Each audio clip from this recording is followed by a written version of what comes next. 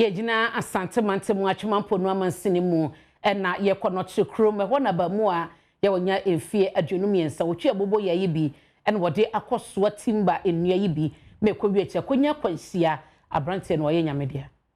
Sankwanhia ya esiye abranti a wadi mfie aduonum yensa de wonam so ahwere ne nkwa eya abobo ya esen ketue wode kokofa timbadua na ne dodo eye aduonu na ebra wonam ochirikrom ewo atwema mponua mansim wa asante mantem no ena okohia sankwanhia wo ya enei wato nananom wonse do Alexander Akwasi yeboa ede nani hu sa ensem yi bia wode ensem sei atudwa chairman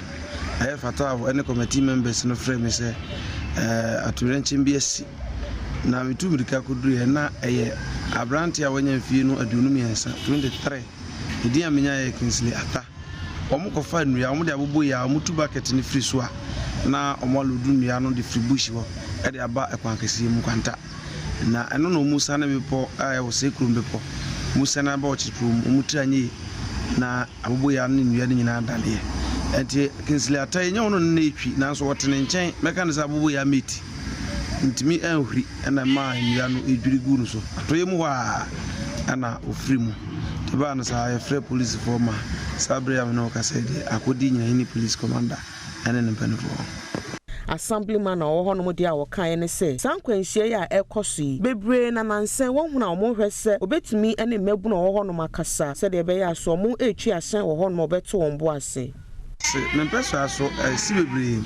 amranti abobo ye ya emuni ya samafo beka ya bosumi miensani ba kusi wododoa anu amikoduru wona ese abobo ya akro na ona ne pake ya oso mfa ma obi ha enti abranti koje ya kra ne first load akofa